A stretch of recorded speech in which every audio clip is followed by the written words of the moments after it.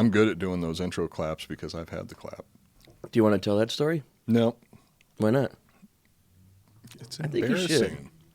I'm not going to tell it. It's a good story. No, it's a horrible fucking story. It was a horrible experience overall. That's why it's a good story. Yeah, maybe a little further down the line. Let's get a couple drinks in you, and then I'll ask you. Oh, again. if I keep drinking the way that I've been drinking so far today, I'm going to tell whatever story I want to tell, which means I should probably finish this episode before I get too drunk. Okay. Because I've got a whole lot to say right now. Like what? Like what, Coop? Like life is nothing but suffering. Oh, God. No, it's not that bad. Okay. So that was a dark opening to the show. Great job. I kind of figured it was going to go that direction anyway, but we'll pick up the pace and I'm not going to be any more positive by the end of this episode than I am right now. You can be as negative as you want. It seems like the episodes usually turn out better when I'm drunk and pissed off. Yeah. Yeah. Take yourself there. God bless this show. All right. Well, I'm already. Is there tipsy, vodka in that? Not drunk. No, just branch water. That's bullshit. Speaking of which, these mugs are fucking awesome. Cheers. Oh yeah, cheers. Can you see the mugs? Thanks, LJ. These are some badass Starship Troopers mugs. Yeah, for the audio listeners, we've got two mugs that we're drinking out of right now. Joel's drinking out of one that says, "Would you like to know more?" and it's got the Mobile Infantry logo. And I'm drinking out of one that says, "The only good bug is a dead bug." Intro? Sure. Welcome to the Iconoblast podcast. This is the show that takes a look behind the public facades of famous icons to show you why you can never take anything at face value.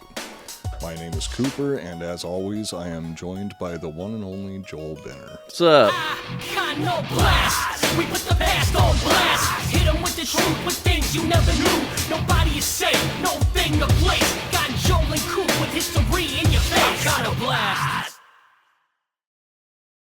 So we're going to be continuing the story of Cleopatra today, not Caesar. This is not an episode about Caesar. Not an episode about Caesar. This is not episode 18 about Caesar. The 3 episodes of Vercingetorix were not about Caesar either. No, and this is Cleopatra Part 2, not Julius Caesar Part 18. Correct. But there is going to be a surprising amount of Julius Caesar in this episode because this part of we're going into JC. Yeah, we'll just go with JC. We're going into the Siege of Alexandria, and he just got there, right?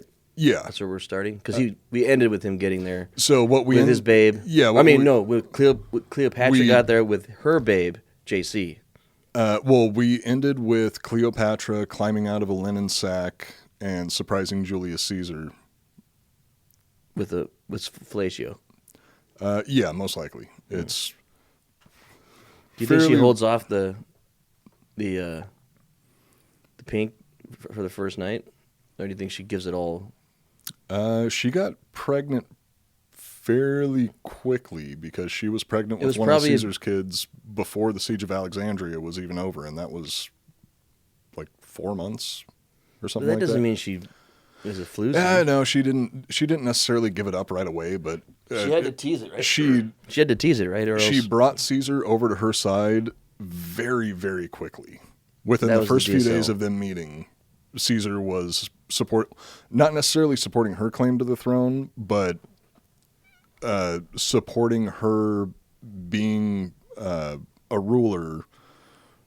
But it was all based off of their dad's DSL. will that he. Oh. Well, no. Well, it was based off of Cleopatra's DSLs, but it. You say DSLs. Mm-hmm. I just thought DSL stood for dick sucking lips because it wouldn't be dick sucking lip. I said, DSL is just dick sucking lips. You don't have to add a z. Well, no, it's a plural. No, it's just DSL. Like you wouldn't say. Well, DSL would just be dick sucking lip. If it was penis, no, you don't add an S on abbreviations like pal or bro. Well, like drinking bros, what's the abbreviation for that? You don't say DBs, you just say DB. So dick sucking lips would just be DSL. Okay, that's just splitting hairs, though. Do you call it DSL or DSLs? I think I go DSLs. Today she's got DSLs or she's got DSL. Oh, you know what? No, you're right. Yeah. No, I'd say She's got DSL. I say DSLs, and I am sticking with it. So if you had like 6 Nintendos, you would say Nintendos. If I had 6 Nintendos, You don't say I got a stack of Nintendo. You want one? no, I'd say Nintendo. yeah, Nintendo, because it's based in Latin. DSL. Obviously, it's DSLs. Agree to disagree. That'd be saying dick sucking lips twice because DSL Well, no, is only dick if sucking lips. only if you think that the plural is implied. I don't think that the plural is implied. I think it is. Okay, well now we're just splitting hairs. I don't think it's splitting hairs. I think you're wrong. I think you're wrong fucking too. wrong, and it's bullshit. Continue. You know what? No, I'm done. Fine. I'm walking. I'll No, read this do shit. not read my notes. That's my only fucking job on this show. Don't take this. Well, from and me. then do your job. Don't take this from me. I've had such a hard time getting to do my job. Bullshit. You're just making this harder, Joel. So when we last left off, I'm always making you harder. Well, I know. not lately because you've been busy with another woman. Well, apparently that's not going to be the case anymore. Thank God. Yeah, I mean, I guess it doesn't matter if I talk about it on the show because it's our show, but yeah, apparently I'm officially single once again. Oh, baby. I'm back on the market. Back All on right, the let's fucking get you some market. STDs. No, I don't need any more. I mean, I don't think that there's any more that I have left to collect at this point. If STDs were Pokemon, I am a Pokemon master because Holy shit. No, that's not true. Pulling that clip. Posting that shit tonight. Oh yeah, I am If STDs were Pokemon, I am a Pokemon master. I am gonna On your gravestone. I'm already regretting this episode. I knew I shouldn't have started drinking this early in the day. So when we last left off, Cleopatra showed up in Julius Caesar's quarters in the royal palace of Alexandria. With her DSL. With her DSLs, Cell. plural, Ooh. because she has well, she's got 4 lips, I guess, but she has 2 DSLs. Joel. This is not... That shit makes my... This it's is like gonna, nails on a chalkboard. This is going to be no another... one says DSLs. This is going to be another fucking cloaca situation where we're just going to argue about this nonstop. We might as well just agree to disagree and let's move on. Cloacas. That's what you would use an S. Well, if there's more than one, yeah, you'd use an S. But if you had a T-shirt that was like, I love cloacas, the abbreviated version would be ILC. if you only love one cloaca, No. if you're monogamous and you You only wouldn't love have to... one cloaca. So you would write ILCs? Oh, speaking of T-shirts, you like my shirt? Yes. Born to shit, forced to wipe. Yep, got Great another stuff. stupid T-shirt. I've been building up a collection of stupid T-shirts to wear on the show, and this is this is one of my newest ones. It We says, need to get our "Born to T-shirts shit and done." forced to wipe. Oh yeah, what's Why going don't you on quit? with the? Why don't you quit worrying about women and pussy and start focusing on getting the shirts made? I don't know. I mean, I'll try. I'm just waiting for the artist to finish the I think artwork. it- Devil man. Yeah, Devil Man. What's going on with I the thought T-shirt? we had a deal, dude. So Cleopatra climbed out of a linen sack in Caesar's quarters and Fondled she his sack fondled his sack, with her DSL. and that. Joel, don't start this argument again. We're gonna be doing this for the entire goddamn episode at this point. That's fucking bullshit. I'm just going to go into it. So in 48 BC, in the Egyptian city of Alexandria, Cleopatra found herself trapped in the royal palace, surrounded by 20,000 Egyptian infantry and 2,000 cavalry. Leading the troops outside the walls was Achilles, the leader of the Alexandrian army. Achilles? Achilles. Achilles.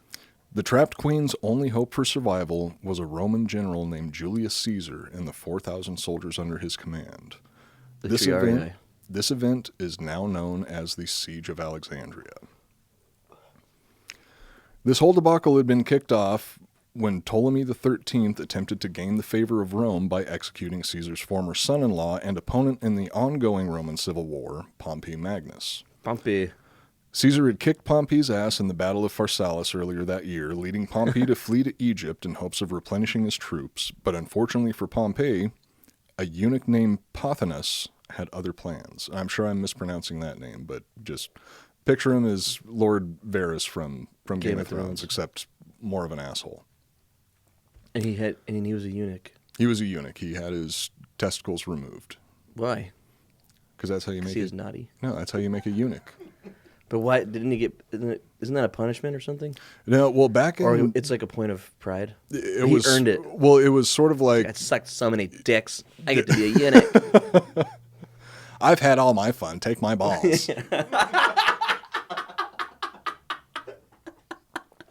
Yeah. So, as far as I can tell, the reason eunuchs existed is because they were more trustworthy around the female royalty, or they were just in general less they lose their sex distracted. drive. Yeah, less distracted by the Fucking. yeah They can the, focus on their writing. the pleasures of the flesh, and instead of being focused on trying to fuck, they would just. I mean, they had nothing else to do, so obviously they're just gonna. If you get your balls cut off, you're gonna look for literally anything to focus on. You should write a fucking poem called Pleasures of the Flesh about your last 2 months. I'd probably call it something different. Pothinus was a regent for Cleopatra's brother, Ptolemy XIII, Pothinus, yeah. and is believed to be largely responsible for turning the siblings against one another. And he seems to do a really fucking good job of turning all Wait, these Pothinus, siblings. who's that? The eunuch. Okay. Pothinus the eunuch. Nutless. Oh, I'll call him Pothinus the Nutless from now on, if I remember. he got the brother and sister to fight each other? Sneaky little all boy. three of them at one point. Damn. When Pothinus learned that Pompey was traveling to Egypt, he encouraged Ptolemy to have Pompey executed in hopes of convincing Rome to support Ptolemy's claim to the throne. Ptolemy agreed with the plan, ordering Achilles to ambush and murder Pompey upon his arrival. So something interesting about this situation is that Ptolemy XII, Cleopatra's father, had left his will with Rome, like his wishes upon his death. He had left it with Rome, and Pompey was actually in possession of Ptolemy XII's will when he went to Egypt. So the rest of the family, the rest of Egypt in general, didn't really know What the will said? What the will said. And when Pompey showed up, he had it with him, and that's when they finally regained possession of the will. But Rome itself was the executor of the will. So it was up to whatever Roman statesman wanted to step up and do it to actually push the will forward to make Ptolemy XII's wishes granted. Right. What's in the will? We'll find out in just a minute. Okay. Caesar arrived in Alexandria a few weeks later, whereupon he was given the severed and embalmed head of his former friend and political ally. Although the two men were on opposing sides of the conflict, Caesar had no intention of having Pompey executed. Caesar had traveled to Egypt in order to negotiate the surrender of Pompey and his men, hoping to bring a peaceful end to the brutal civil war and reunite Rome. Unite the clans. The death of Pompey had ruined his plans for a peaceful resolution. Because when Caesar went to Egypt to track down Pompey after the Battle of Pharsalus, he was going there to pardon him and pardon all the people that were fighting on Pompey's side of the civil war, because if you look at it, Was he really, though? Caesar's a bloodthirsty motherfucker. no, he's calculated. So you can either look at it as Caesar was trying to do the right thing and reunite Rome peacefully, Or he had big ulterior or motives. what he was realistically trying to do is he was trying to preserve his own reputation, like try to make himself out to be the good guy, even though Caesar was the one that started the fucking civil war in the first place by marching the 13th Legion across the Rubicon. He was trying to maintain his image as being the good guy. His image. And the best way for him to so do do you that. think that he had, when he was fighting in Gaul, he had the gold filigree. Do you think when he went to Egypt to fight, he switched to like silver or like something else? Like, because different climate, maybe he had like a cool jungle theme? Because it's a jungle in Egypt, right? No, it's a desert. Yeah, no. No, well, actually, you're going to be very upset to find out that Caesar loses his armor in this episode. What? Mm-hmm. He has to for his own survival. Egypt's not a jungle? No, I mean, at one point in the past it was, but it wasn't during Cleopatra's lifetime or Caesar's lifetime. Okay. I'm reaching to try to get a clip. That's why I'm saying something dumb. Because I was trying to get another clip where, if you try your best and you don't succeed. I think I got one with the jungle poem. Yeah, probably. Depending on the source, Caesar's reaction to seeing Pompey's severed head varies. Some accounts claim Caesar recoiled in horror before weeping and kissing the signet ring of his former partner in the triumvirate. But regardless of his reaction, what he did next is So why'd they chop his head off documented. again? Because Ptolemy the 13th. The 13-year-old kid. The 13-year-old boy that was... 13th son of Ptolemy. I think there was probably more than that, but the naming conventions are really confusing. Because I imagine that there was more than 13 sons over the course of the 300 years that the Ptolemaic dynasty was in place. So only one of them, once in a while, get the number? I mean, I guess so. So there's like Ptolemy 12.5, Ptolemy 12.6. I adding. I don't think that they were using fractions. Well, they were or like anything like that. Roman numerals at the time, like a V or something. Yeah, they were. I mean, that's at least how we write it down now. I'm pretty sure that they wrote it in hieroglyphics back How many then. Ptolemies total? 69. No, there was 13. Oh, this Well, I is the mean, last one. there was 14. Sorry, there was 14 of them that were just named Ptolemy the first through the 14th. Mm-hmm. But there were more members of the Ptolemaic dynasty than that because the dynasty was around for 300 years. But I mean, it would take more episodes to go through the entire Ptolemaic dynasty than it has taken us to go through this much of Caesar's lifetime. Yeah, and not as interesting. Yeah, it's a lot more boring. Well, Just I mean, like dudes fucking each other and fucking them just. Well, no, inbreeding. primarily like Were they fucking brothers themselves? and sisters That's what I fucking meant, each other brother, yeah. and Just fucking family their cousins. orgasm. A orgies. whole lot of incest. So I mean, it could be interesting depending on what you're into. I'm not saying I am. So, so as I was saying, the next part that happens, Caesar arrives in Egypt. He's given Pompey's head because Ptolemy the 13th is trying to win the favor of Rome to support his claim to the throne, because Ptolemy the 13th and Cleopatra are in a struggle for control. Because what's actually supposed to be happening is they're supposed to be co-rulers of Egypt. That's what was in their father's will. Let them both rule? Yeah, they were supposed to get married and rule together. How is as it even brother and sister? Possible that she brother gets to and rule at sister all? and husband and wife. Was she just that badass? Like, No, I mean there was always going to be a how king. many female? There was always going to be a king and a queen. Oh, okay. She wouldn't be in charge. No, they would. She They would would just have to be sucking her brother's dick and doing Yeah. laundry and shit. Yeah, probably. Well, no. Well, the queen No, would they've- have. The they've queen got- would have slaves too. They've got servants to take care of that stuff. I think mainly she would just be there to They had slaves. get knocked up. But there's been Not slaves servants. since Slave servants. Yeah, there's been slaves ever since there's been people, pretty Yeah. much. But they would rule as co-monarchs, and Cleopatra's job, I mean, she still would have had power, she still would have had She could still influence, tell people what to do and shit. but her main job would have been to get knocked up by her brother and give birth to Lord another Ptolemy Ptolemy is- to keep the dynasty going. So Caesar's next move, as I said, was very well documented. He ordered his 4,000 soldiers off of their boats and marched them into the heart of Alexandria. So do you think they were just having retarded, not Cleopatra specifically, but that family and other families that did this were just having mutated kids and stuff, and they were probably just like killing them off? Yeah, well, no, I mean, they're royalty, so... But if they're like Nobody's- deformed, they probably just, another one's deformed, honey, let's throw that one in the trash. And mean, if there's like maybe. there's like 10 sisters and they're all just pumping out kids, whenever there's like a fucked up one with one arm, they just chuck it Could down be. the I mean, Nile that's, River. That's what the Spartans did. They did? Oh, yeah, the Spartans were brutal to newborns. Especially if they were deformed, they would just get chucked off a mountain. Damn. I think if they survived the fall, they would actually be kept alive, though.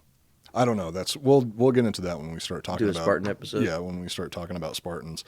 Which the Spartans weren't all that... They're not as cool as 300 made them out to be. They were very militaristic... Yeah. But they were also... They had beards. I'm sure They had did. spears. They definitely had spears. They definitely had shields. I doubt that very many of them had six-packs. But they didn't even have six-packs in the movie either. They were spray painted on. Well, I doubt So that... they might have spray painted on six-packs. I doubt that they had airbrushes either. I think those were invented a little while later. That's debatable. But yeah, the Spartans were slave owners. They operated on a caste system where they had the ruling class pretty much, where those were the ones that were, everybody was a member of the military. Everybody was trained to fight since they were really young. They had to go through the agoge. The agoge. And then they had I don't remember the name of them off the top of my head, but there was literally just a class in their society that was born a slave and died a slave. Fuck. And that was their entire life, is they just had to wait on... And they were okay with it because they didn't know any better. Well, no, they were... This sucks, but this is my family. They were okay with it because on a yearly basis, the Spartans would have like a free-for-all where they would send out their soldiers in training to murder members of the slave class. And it was like their way of graduating. We talked about this, or maybe not on the show, but we've talked about this. It was their way of graduating from the agoge, is they had to go out and murder a slave without being caught. If they got caught, they could still get in trouble for it. But they had to go out and murder a slave without being caught, and that was their way. That was their way of keeping the servant class in check, is by just repeatedly showing them like, "Hey, we'll fucking kill you. If you step out of line, we're gonna fucking kill you." And so would they give them targets of slaves that were kind of fucking off then? No, I think that they just had to pretty much pick a target and kill them and get away with it. Did they bring back an ear or something? I'm sure that they had to bring back some sort of proof, but I'm not sure what the proof was. I'd have to look into it. Yeah. If you had to bring something back for proof, what part of the body would you take with you? The penis? Yeah, I knew it. Penis. As we discussed in the previous episode, while Caesar was busy taking the royal family hostage in their own home, Cleopatra was making her way to Alexandria disguised as a commoner. With the help of a bodyguard named Apollodorus, Cleopatra snuck into Caesar's quarters in the palace, and once inside, Cleo surprised Caesar by popping out of a linen sack like Erica Eleniak climbing out of the oversized cake in Under Siege. That's the way that I always pictured it, was, in Under Siege when Erica Eleniak pops out of the cake. Mm-hmm. That's how I picture Cleopatra popping out of the linen sack. Wait, she did it again? No, I'm just recapping some of the stuff from the last episode. I thought it was on a boat. Filling in some of the blanks. No, it was in the royal palace in Alexandria, or the royal quarter in Alexandria. Oh, so he attacked the Alexandria, then she showed up in there. I thought they went in together. Yeah, no, so what happened is Caesar got to Alexandria. He was given Pompey's severed head. That pissed him off, so he brought all of his troops off the boat, marched them into Alexandria, took the royal family hostage, which at this point Cleopatra was outside of the city. She was out trying to raise an army to contest her brother Ptolemy XIII. Caesar got a hold of Ptolemy XIII and Arsinoe IV, which is Cleopatra's brother and sister, or at least two of them, because there's also Ptolemy the XIV and then Berenice. I don't remember which number she was. She's got an older sister who's out of the picture at this point. That's the one with the big butt. Yeah, most likely. Yeah. So she's got the older sister that's out of the picture at this point. Ptolemy the XIV's got the cleft lip, like gladiator. Fuck, they probably all do. I mean, this is a family that's been fucking each other for 300 years, so they most likely all looked a little fucked up. God damn. So Caesar got a hold of... Cleopatra just got lucky. Apparently, well, came out like Salma Hayek. Depending on the sources, because according to any of the representations of her, like any of the contemporary representations of her, she's not what we would consider to be attractive by modern standards. Yeah. Back then, apparently, she was super fucking hot, and she was charming. She was intelligent, and sexy, and she had sex appeal somehow. Yeah. So Caesar marches his troops into Alexandria. He takes over the royal quarter, and by taking over the royal quarter, he pretty much took Ptolemy XIII and Arsinoe hostage, along with all of their advisors and everything like that. The only person, or the only the only like person who was involved with this whole situation that wasn't in the royal quarter was Achilles, and Achilles was the supreme commander of the Alexandrian military. So he's outside of the city with his army. Ptolemy the 13th is in the royal palace with his sister Arsinoe, and Caesar's pretty much holding him hostage. Yeah. Ptolemy the 13th then started kind of riling up the residents of Alexandria and ultimately started a citywide riot. And Right, we talked about that. And that's sort of what kicked off the Siege of Alexandria, is this big riot going on. Caesar assumed that Ptolemy was behind it, even though Ptolemy wasn't owning up to it. He assumed that Ptolemy was behind it, and Cleopatra used the distraction of the riots to sneak in. yeah. Sweet. All right, so Cleopatra pops out of the linen sack.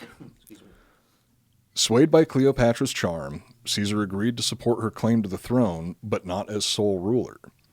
When Ptolemy XII died, his will stated that Cleopatra and Ptolemy XIII were to rule as co-monarchs. Not wanting to get bogged down in a family dispute while still fighting a war of his own, Caesar ordered the siblings to follow the decrees of their father's will and rule together. Caesar's decision did not sit well with the rest of the royal family. When Caesar had taken control of the royal quarter, he had also kind of taken the royal family hostage. Ptolemy, Arsinoe, and their advisors were all being held in the palace against their will, and upon hearing that Caesar was ordering Ptolemy and Cleopatra to rule as co-monarchs, Arsinoe snuck out of the palace and joined Achilles and his troops surrounding the royal quarter. With the support of Achilles, Arsinoe was hailed as queen, creating a three-way struggle for power. Great. Arsinoe was a little conniving also. It's like every single member of this family, aside from Ptolemy the 14th, it seems like nobody gave a fuck about Ptolemy the 14th. All of the other three siblings were all trying to take control of Egypt and fuck each other over. Cleopatra definitely came out on top in the end, though. Caesar and Cleopatra now found themselves trapped in the royal quarter of Alexandria, surrounded by 20,000 infantry and 2,000 cavalry, all of whom were waiting for the order to retake the palace. With only 4,000 troops at their disposal, their only option was to try and negotiate. An ambassador was sent to discuss terms with the Egyptians, but all hopes of reconciliation were destroyed when Achilles had them executed.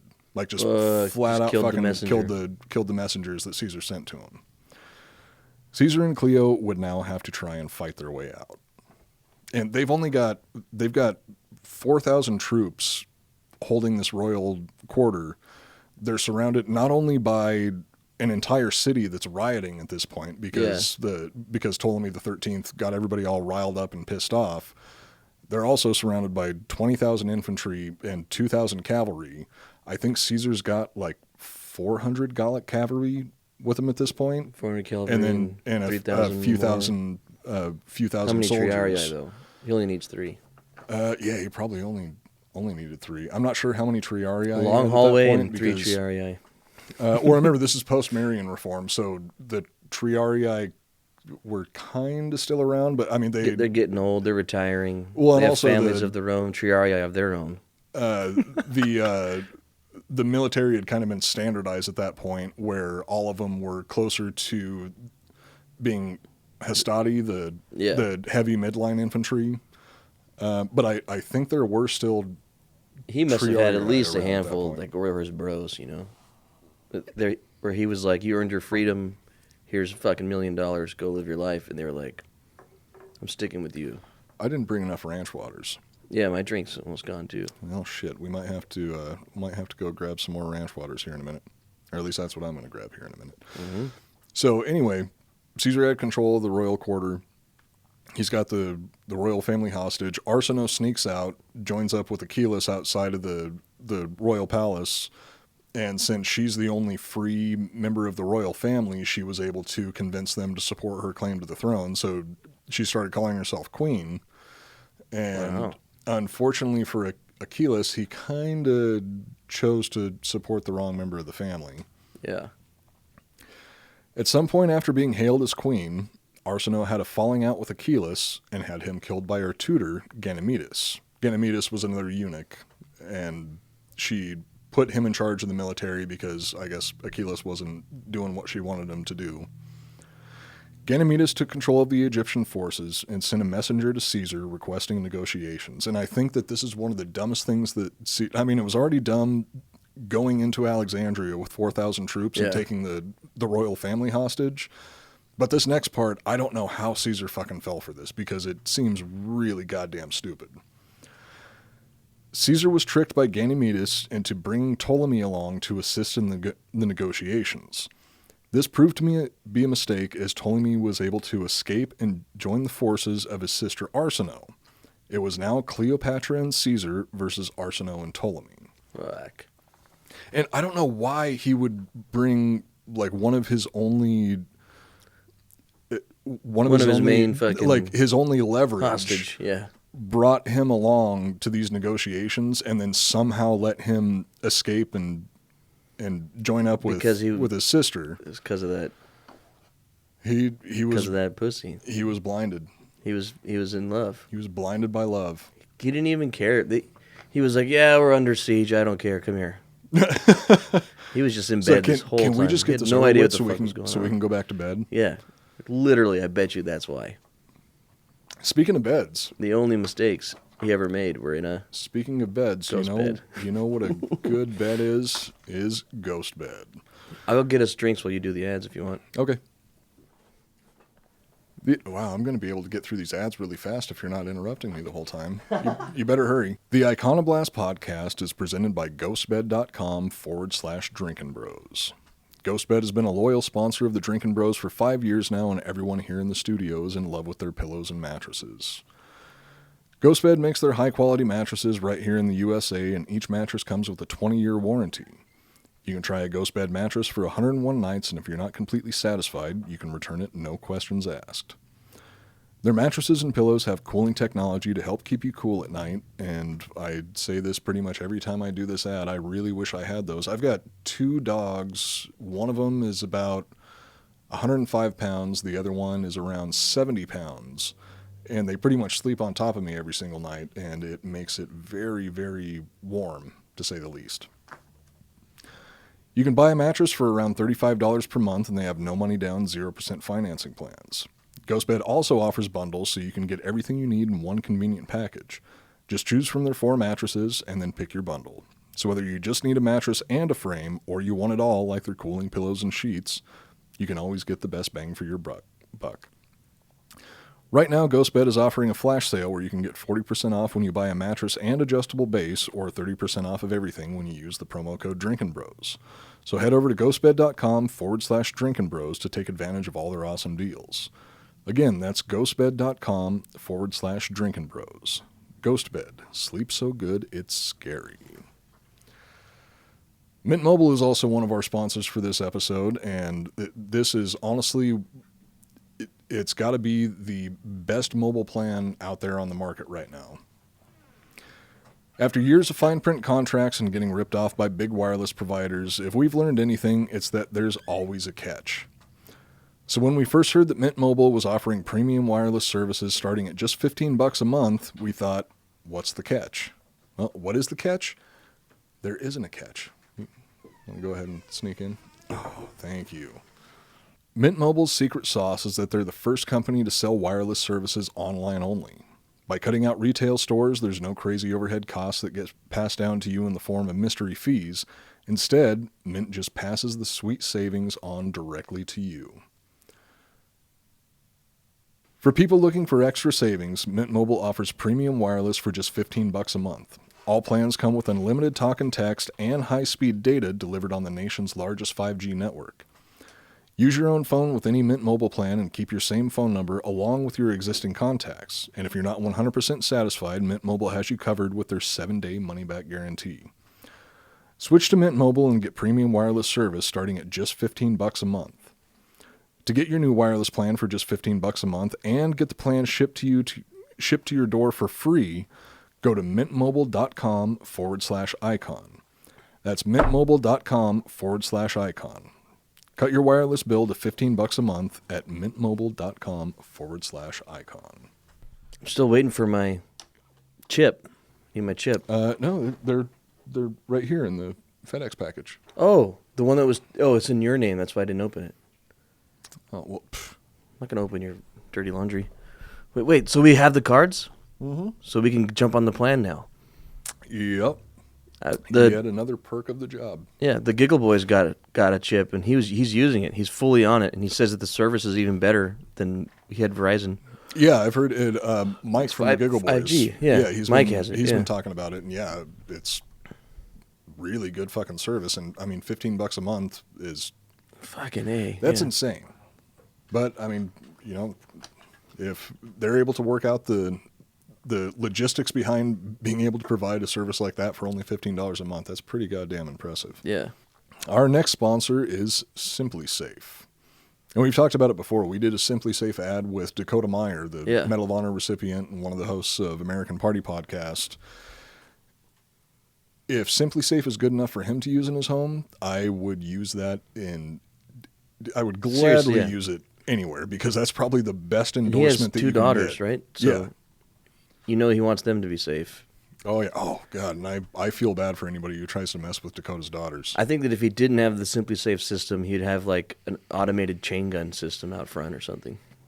Who says he doesn't? It's true. I mean, That's true. that's not the type of stuff That's that one he of the was going new- to show to us when we were over there. That's a secret. Well, that's one of the new bonuses for the Simply Safe system is you can get Is a chain gun, the automated chain gun attachment. It's a great deal. It's only $69.99. There's big news from our favorite home security company.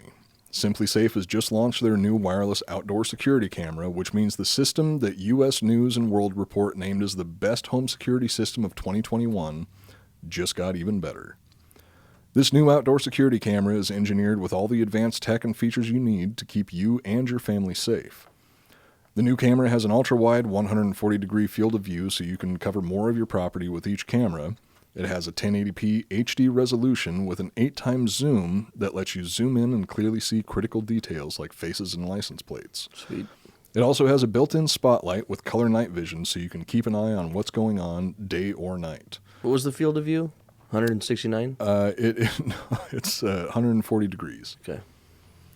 The wireless camera runs off of an easy-to-remove rechargeable battery, which makes it perfect for places that don't have nearby power outlets. This camera easily integrates with your Simply Safe home security system, extending your protection outside of your home.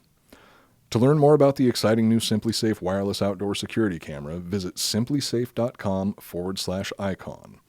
What's more, Simply Safe is celebrating this new camera by offering 20% off of your entire new system and your first month of monitoring service free when you enroll in interactive monitoring. Again, that's simplysafe.com/icon. Interactive monitoring. And like we were saying, that's a system that Dakota's using in his own house. And if it's good enough for Dakota Meyer, it's good enough for me. That's for damn sure. Yeah. And our last sponsor for this episode is Liquid IV, which is a product that Joel and I have been using a lot. Ever since we moved here. Ever since we moved here.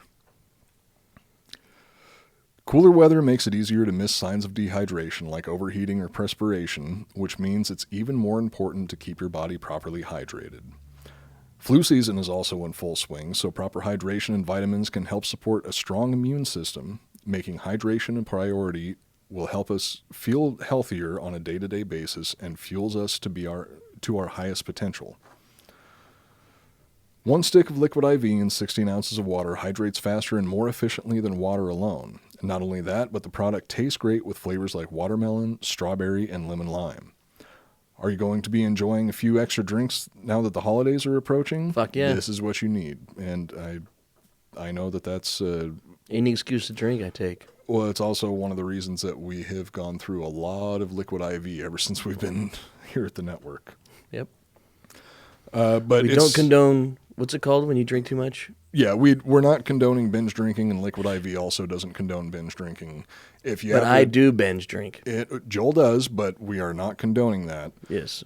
If you are going to have a few Here extra and there, drinks, like a recreational little party on Friday, and you don't want to deal with the headaches and hangover in the morning, I can personally say that Liquid IV does a very, very good job of taking care of hangovers. But we don't condone binge drinking. No. We don't binge drink. I do every day. But we don't. And Liquid IV does not condone binge drinking. And neither does the Iconoblast podcast. But I binge drink all the time. I do too. Liquid IV hydrates faster and more effectively than water alone. It contains 5 essential vitamins and more vitamin C than an orange and as much potassium as a banana.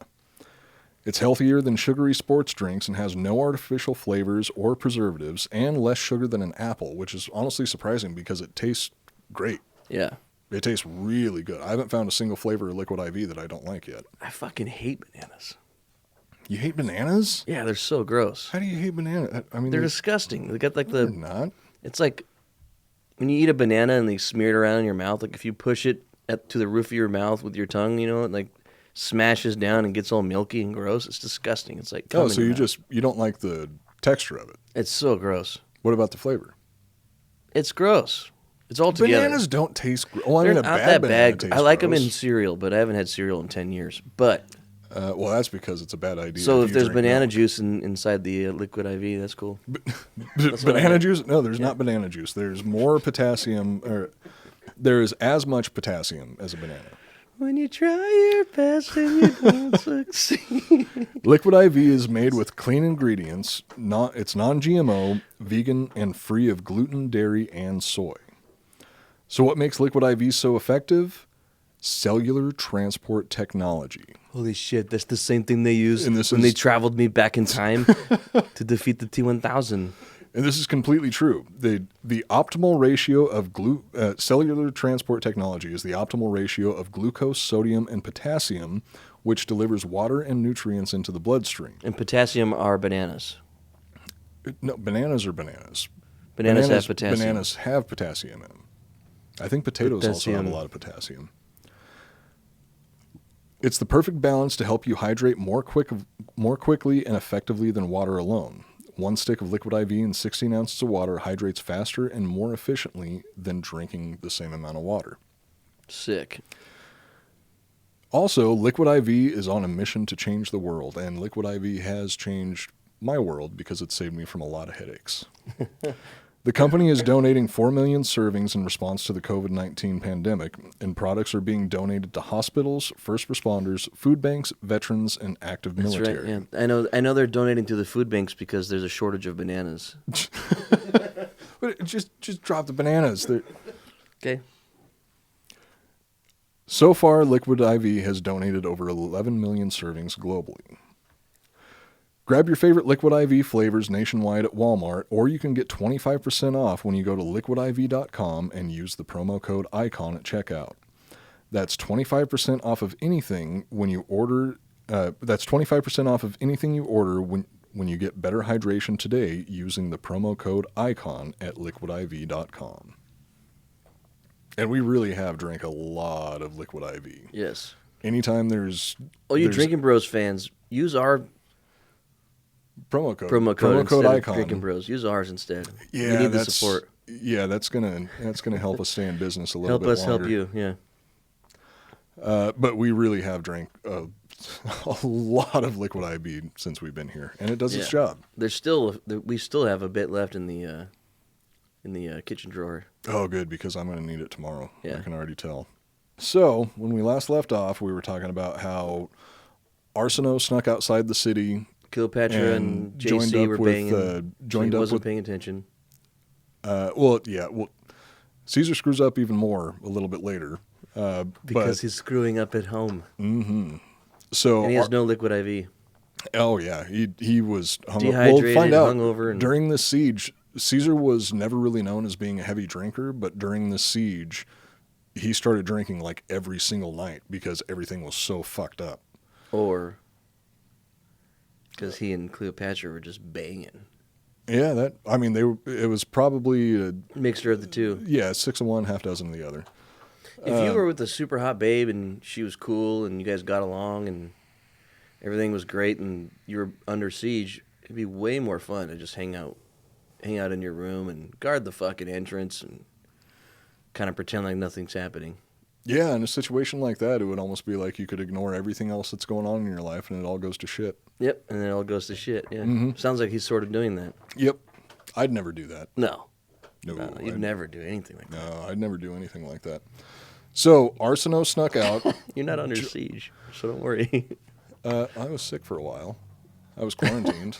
So Arsinoe snuck out and joined up with Achilles, and she was hailed as queen. Then Arsinoe got pissed off at Achilles, had him executed, had Ganymedes take over as leader of the army.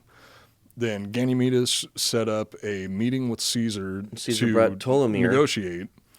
Caesar brought Ptolemy to help with the negotiations. Ptolemy escaped, and now it is Caesar and Cleopatra versus Arsinoe and Ptolemy, and 20,000 Egyptian troops and 2,000 Egyptian cavalry.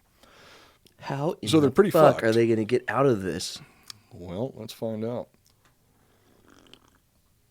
This isn't when he gets assassinated. That happens later. No, that happens much later. So they're going to get out of this. I mean, not much later. But he might that lose the happens. ball. That happens back in Rome. Caesar made the first move, launching a surprise attack on the great harbor to the north of the palace. The fighting was intense, but as it had so many times before, the superior training and discipline of the Romans won the day. The Romans were able to set fire to the Alexandrian fleet, crippling their navy and giving Caesar naval superiority.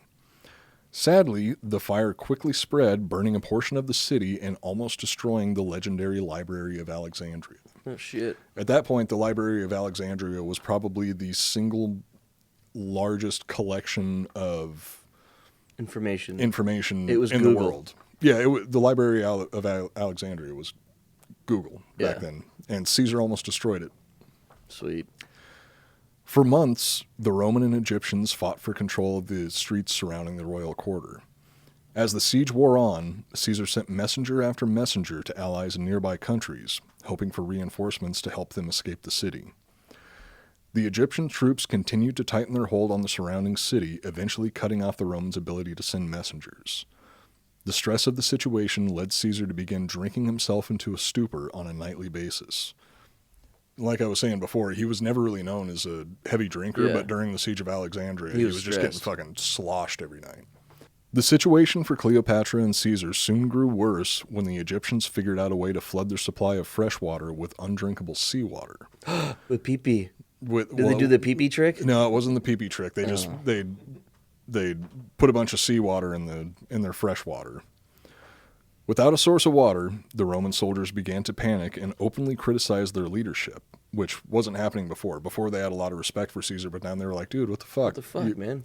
You march 4,000 troops in the middle of Alexandria, you get us surrounded by 20,000 Egyptians. And now we're drinking pee-pee water, and and now you're we're drunk. and now we're out of pee-pee water, and you're just drunk all the time banging this Cleopatra chick. What the fuck are you doing? I mean, she's hot. I get it.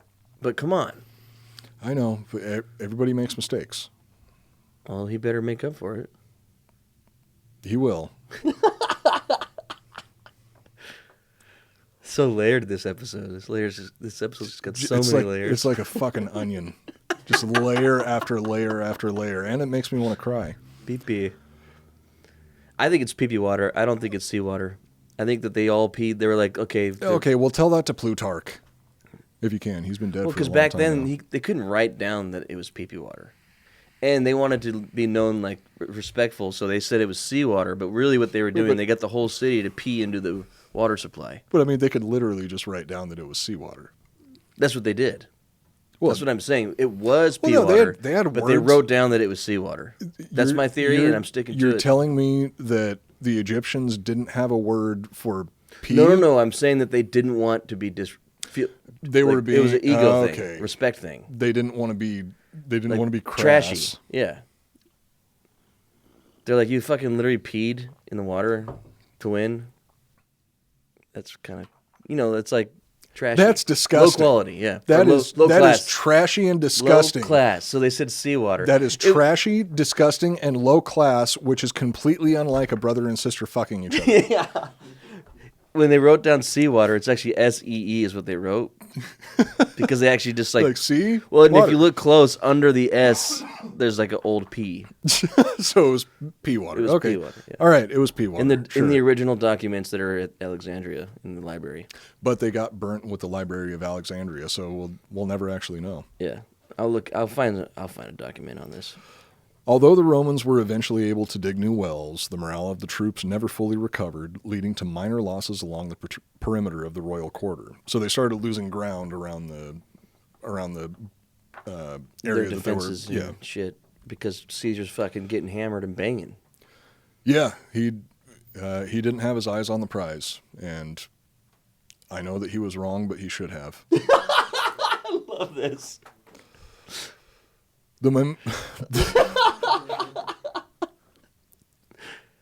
Depending on how much people want to read into it, this has been a very revealing episode. I knew it was going to be because I've been drinking all day. Drinking and banging. There's no siege, you're fine. It's not that connected. No, the siege is emotional at this point. It's an emotional... Oh, you're going through an emotional siege. An emotional siege. Please cry on this. Please cry on this episode. I'd fucking love to see that. I've been wanting to. I just can't. Just let it out. I can't. Let it all go. The momentum gained You're by safe with us. It's just me and Sean here. Just let those tears fly. and the Pee your thousands pants. of listeners and viewers that we have. They will love you and have your back. Oh, I know they will. I'm just ashamed of myself. Are you peeing right now? I'll pee my pants right now if you do. Okay, I'm done. Go for it. I'm actually trying, but we fucking peed right before the show. The momentum gained by the Egyptians continued to grow, eventually turning into a citywide campaign to rebuild the Alexandrian fleet, which, as you recall, Caesar burned the majority of their fleet. So now they're building boats while he's still in there? Residents of the city literally tore apart their houses to supply wood for the ships, allowing them to build 27 additional warships. Holy shit. They were literally pulling apart the city to rebuild the ships. Boats. That's pretty cool. Under threat of losing naval superiority, the Romans dispatched their own fleet to guard the mouth of the harbor. I've been to Alexandria Wait, what? in the Assassin's Creed game where you go there. Oh, yeah, I've been there too. Yeah, it's a big fucking city. Mm-hmm. Yeah. So there's a lot of wood to make boats, you know. If Assassin's Creed counts, then, I mean, I've been to Constantinople, I've been to Syria, I've been to Egypt. Dude, I actually went to Istanbul, which was Constantinople at the time in the game. And Constantinople got the works, and that's nobody's business but the Turks. it's not really the basic setup and the river and all that shit, the main river that goes through the middle of the city, pretty accurate to being there. And And you actually got to see the Hagia Sophia, didn't you? tower? Is it the tower? What No, is it's the the massive fucking it's the, why can't I remember? Well, I know why I religious can't remember the name fucking of it. building. Yeah, it's the I didn't go the in it, mosque but I that's saw got I think it's got 5 minarets or something like that. I saw it. I didn't go inside it. But there's that famous tower. What the fuck's it called? But in the game, The Leaning Tower of Pisa. Leaning Tower yeah, of Pisa, Yeah, yeah. that's in Istanbul. But no, in the game, I went to the tower, and in real life, I went to the tower. And like the courtyard and the area around the tower was actually still the same now. They still have cobblestone streets there, and like the shape is all the same. The game was pretty accurate to what it actually was like there. It seems like they've always put a lot of focus on getting the details of the architecture, and Yeah. the maps have all been really well done. Off the coast of Alexandria was an island called Pharos, which hosted the great lighthouse of Alexandria. The Romans formed their ships into 2 lines just north of the coast of Pharos Island.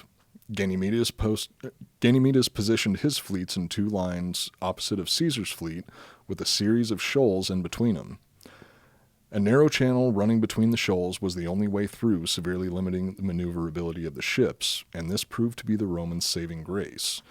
The Alexandrians were really good sailors. The Romans were never really all that great at sailing. Yeah. The Alexandrians, on the other hand, were very good at it, but what the Romans had going for them is, as long as they could close the distance, in a naval battle, as long as they could close the distance, they could finish the fight. So by having the fight take place where the ships had very limited maneuverability, they were giving themselves the advantage because they'd be able to close in, and that's when the Alexandrians would lose their advantage. What would they do when they got close? They would Board the ships? Yeah, they would board the other ships, so and then it cool. would turn into hand-to-hand To the combat that they know. Well, I mean, they would ram each other also. The ships would Wait, have... what do you mean? Oh, the ships would. The ships would okay, ram each copy, other. Copy that. Yeah. Not them. They wouldn't ram. So sometimes they were Well, no, just they- so I mean, horny it's- that they would like board the ship and they'd be like, "We don't want to fight. We just want to fuck." It's like, hey, and then they would just bang. I got some they would wine. I ram. got Yeah. some cheese. Yeah, the Romans jump onto the ship and they're all ready to fight, but the Romans just have boxes of but wine, none of them are wearing pants. all fully hard. Yeah, just rock hard Roman soldiers ready to fuck. They've just got their pila out on full display. And that's how they're able to fight them off with love. Yeah. They fucked the Alexandrians to death. Caesar once again made the first move, ordering 4 of his ships to sail through the channel and hold the line long enough for the rest of his fleet to pass through.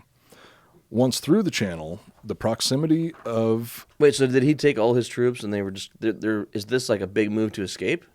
Or is no, this this just an is attack? This is a move to prevent the Egyptians from regaining control of the harbor. Building all those goddamn ships. Because the harbor is also like their only real hope for escape at this point. Yeah. And if someone's going to come help, they probably come through the harbor. Yeah, and if the Egyptians were actually able to take control of the harbor, they would be completely surrounded. The Egyptians would be able to land troops in the area that the Romans control, and they would just be fucked. So Caesar's still attacking first. He's still got plans. Yeah, he just still makes the I first imagine him move. like giving the orders hammered, and he forgot to wear the bottom half of his armor. Just dicks out. He's He just like, walks get out out, there and do it. Dick's hanging out. He's Yeah. He's got a beer gut now. For like, some baby, reason. baby, come on, Cleo, just give me a minute. I just have to take care of this. Just Yeah, let in me, the background, she's let just me like, take care of my get troops. over here and fuck me. You're not paying attention to me. Yeah, fuck me. And he's like, come on, let me just give some orders. Go and No, attack the... baby, I swear I'll be right back. Just let me take care of this. I'm not trying to ignore you. I'm not trying to ignore you. I'm trying to do my job. Just give me a Door slam. yeah. Great. Now and then Caesar's little things just fall down because he didn't button them all the way. So he's standing there with his dick out, and then he gives the orders. now I've got to go fight this battle and then go fight that battle. Yeah. Which battle's harder? I hope I die in combat. You guys have fun out on the open sea where it's fun. I'll be here, bitching at my future wife. No, they never got married. Oh, they didn't? No, Mark Antony was the one that fucked up and married her. So Caesar's smarter than we ever knew. Oh, God, yeah. Although the Alexandrians were excellent sailors, they were no match for the Romans in close combat. The Romans were able to capture Quote unquote combat.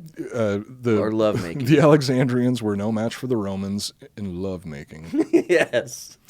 The Romans were able to capture 2 Alexandrian ships and sink 3 more before Ganymedes was forced to retreat. There you go. They fought 3 of them, and they fucked 2 of them and captured those ships. And it worked. And Here's one some of- wine. Let's fuck. No, Now it you're- was so it was actually 2 of the Alexandrian ships were like, dude, you guys are fucking awesome. I'm in. Yeah, let's like. You can fuck my butt. I'll suck your dick. Just give us some let's wine. Let's keep do this this. going. Yeah. Having maintained control of the harbor, Caesar's next move was to take control of Pharos Island. The island was connected to the mainland by a bridge called the Heptadion and was crucial for controlling access to the harbor. They were making bridges to islands? Mm-hmm. Fuck. Yeah, I mean, How far away is at the that island? point, it was like thousands of years after they built the pyramids. So, I mean, the Egyptians were pretty good at building shit. Or aliens were really good at building shit, depending on what your beliefs Depending are on how the pyramids were built. I believe in the Stargate theory, but That's the theory that makes the most sense, honestly. it does. The Romans loaded 1/3 of their army onto small transport ships and launched an amphibious assault on the island. The ensuing battle was almost Caesar's last. But he didn't even go. No, he went with them. He was leading his troops. Oh, okay. So the fight was a little different. He was like, "Shut the fuck up!" And then she slammed the door, and he was like, "Fine, I'm going with you guys." He's like, "No, fine, fuck you. I'm gonna go to battle. Yeah, I'm gonna fight What if- then. what if I I'm don't gonna even go come pew back? pew, Yeah. What if I I die? could die now. What if I die? Is this really gonna be the? This is what you want? This is the Fuck way you, that Caesar. She slammed the door, and he still forgot his kilt or whatever he was God, wearing. so many. But he was so so many- pissed and drunk. He got on the boat and was like, "Oh shit!" He like looked down. So many goddamn layers to this episode. The Romans had already stationed a small garrison on the northeastern part of the island across from the lighthouse of Alexandria. Caesar's troop launched their attack Caesar's troops launched their attack on the Alexandrians, who were being reinforced by troops crossing the bridge to the mainland. Dude, that ride on that boat to the island must have just been fucking brutal for Caesar, dude. Oh god, seasick, hungover, stressed out the whole time. Talking to the commander about his girl the whole time instead of the battle. Like, dude, whether I win or they're giving him water with liquid IV. Whether I win or lose this battle, I know what I have to go back to, and that's a battle I can't win. There is no winning that battle. Fuck. If she was smart, he never won an argument. Oh no, you can't win those arguments. Oh, they're female. I've tried. Yeah. You can't win those arguments. You can't even... We've learned in our old age that women are always right even when they're wrong. No matter how wrong they are, they're always right. That's right. Caesar wrote that down in his diary on the way to the island. Think about this, because he forgot his pants. There was someone else on that boat without pants for the rest of the battle. So Caesar's out there fucking Donald Ducking it. Yeah. He's got his dick and balls he would take hanging someone out. else's pants, but someone else had to sacrifice He's those crying pants. on his leg-8 shoulder like, dude, I don't even know what to fucking do at this point. Like, it doesn't seem like anything that I do is making things better. Everything just seems to make things worse. I don't know what to do, man. I just really hope Focus on work, dude. We're about to attack an island. This is what you love. I'm trying to, but I just can't think about anything else because I know that, all right, if I die, then I'm dead. If I don't die, I have to go back and deal with more of that shit. Layers. Layers upon layers upon layers. Mm-hmm. Oh, where did I leave off? So Caesar's troops launched their attack on the Alexandrians, who were being reinforced by troops crossing the bridge to the mainland. Severely outnumbered, the Romans were only able to capture a small portion of the island by the end of the first day. Fuck. On the second day of fighting... Why didn't they attack where the bridge was? Well, the Alexandrians were holding the bridge. Like, that was the most... was it shallow water? Like you couldn't take a boat through there? Where? By the bridge. Well, I mean, because wouldn't you attack the bridge? Well, no, they did an amphibious hammered. assault to the north end of the island. He was very distracted at this point. There was so much other shit going on. He was super distracted, trying to... Upset, drunk, dealing with the girl. So he landed on the wrong side of the fucking island. Probably borderline heartbroken. Just like, I wish this was over and done with so I can fucking move on and go back and become, continue being consul of Rome, become dictator, focus on my career and shit like that. Yeah. It was a really rough time in Caesar's life. Right. He lands on the shitty side of the island. So, yeah, he landed on the wrong side of the island. Just wasn't thinking straight. Just rebounding on the wrong side of the island. On the second day of fighting, Caesar launched an all-out attack on the Alexandrians guarding the bridge. With all of their attention focused on the bridge, the Romans didn't notice the Alexandrian ships sneaking into the harbor behind them. Suddenly, Caesar's troops were being attacked from two sides as reinforcements swarmed onto the shore.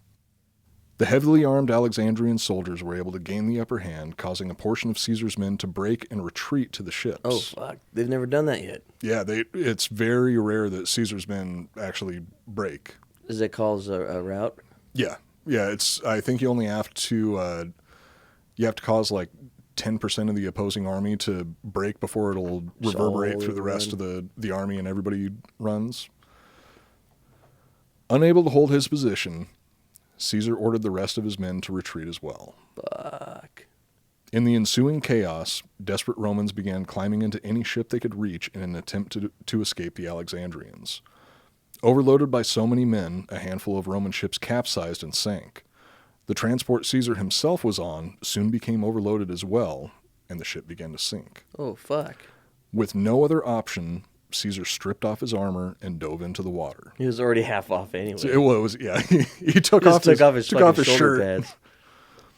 Swimming to his fucking shitty gold filigree shoulder pads are all rusty. Because he's been wine stains all over him. He's been so fucking preoccupied that he hasn't even had a chance to clean his armor. He's not paying attention to the tactics. He's just fucking losing his mind because he's so stressed out about all this shit. Yeah, now he's sinking on a ship. Can't sleep at night, drinking all the time. And now he's on a ship neglecting his duties. And now he's naked. He probably jumped into the water hoping that he would drown. I mean, I'm just saying that he would have kept the armor on. If I were in his position, that's what I would have done. Caesar swam to a nearby ship and ultimately escaped.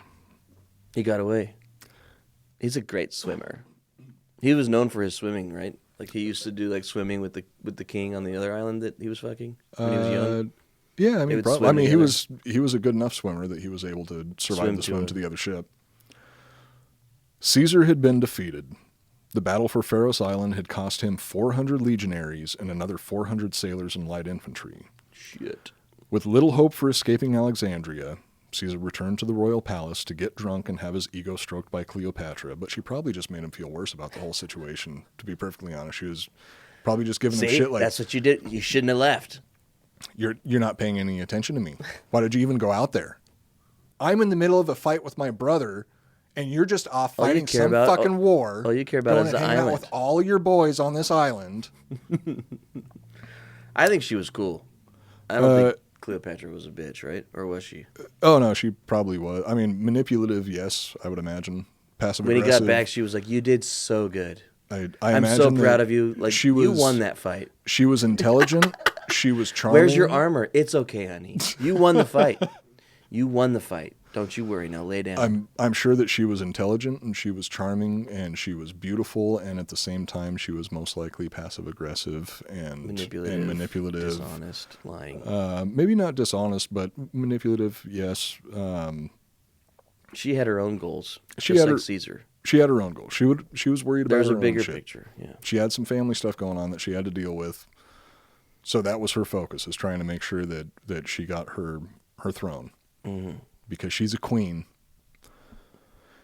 Anyway, so Caesar went back to the royal palace Anyways. to get drunk and have his ego stroked by Cleopatra. But I was like- unbeknownst to the two trapped lovers, help was on the way.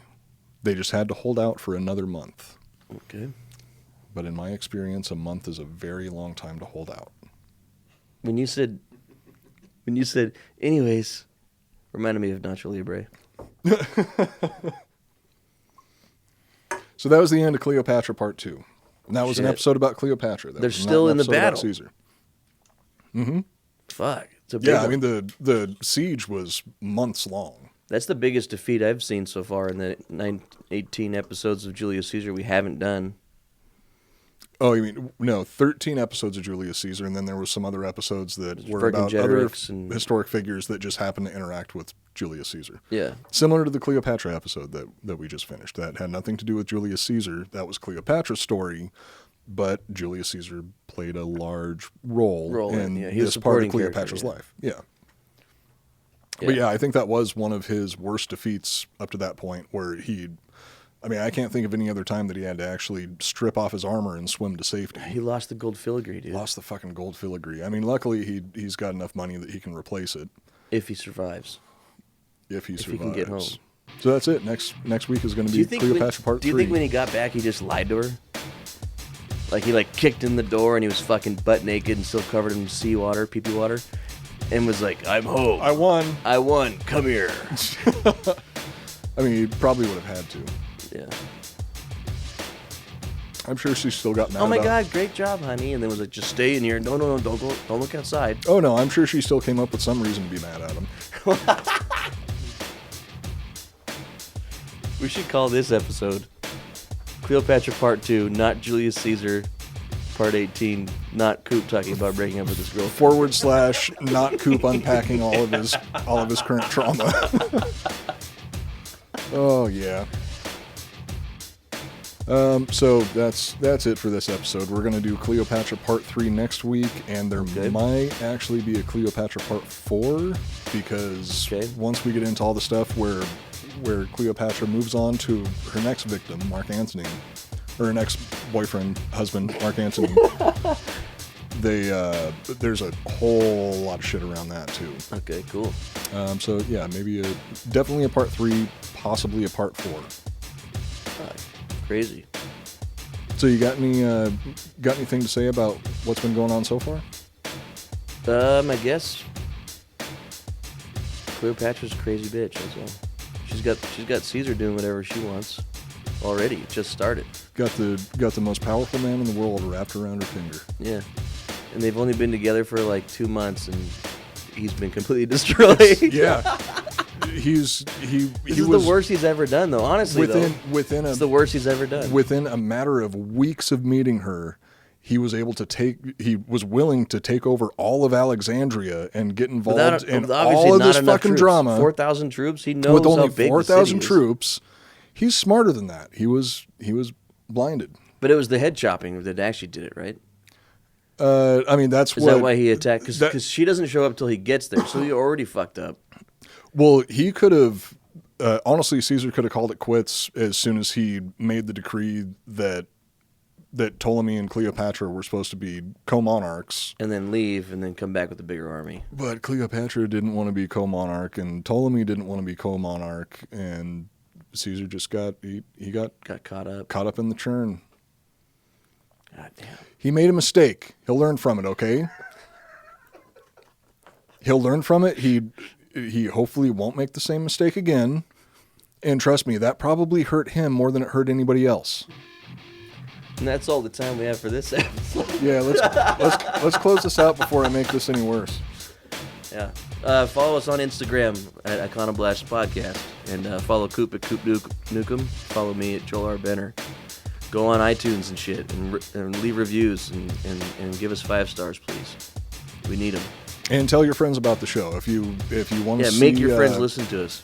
If you want to see 2 men that are pushing 40 drink themselves into oblivion and pretend to talk about history while they're secretly unpacking their own personal traumas, tell your friends if that's what they're into. Yeah. All right, that's it for this episode. And thanks, Sean, for switching for us. Yes, man. Sean, thank you for switching for us. I'm sorry that it took so long. But we will be back next week with Cleopatra Part 3. That's it for this episode of the Iconoblast Podcast. My name is Matt Cooper. Joel Benner. And we are reminding you to never take anything at face value.